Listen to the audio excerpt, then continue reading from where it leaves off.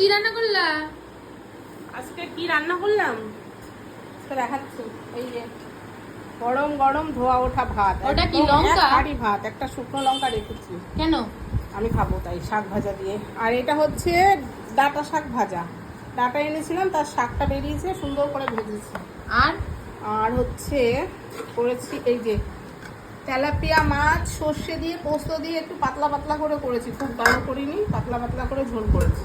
পাতলা পাতলা করে? হ্যাঁ। আর আর এখানে করেছি হচ্ছে মাছের মাথা দিয়ে মুগ ডাল, একটু সরিয়ে নিই। এই যে মাছের মাথা দিয়ে মুগ ডাল করেছি ঘন করে।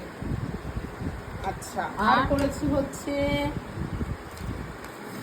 এই যে এখানে কুমড়ো ভাজা করেছি। কুমড়ো ভাজা? কুমড়ো ভাজা করেছি। এত কিছু?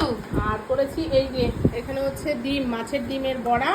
আর এখানে হচ্ছে শেষই তো হয় না। না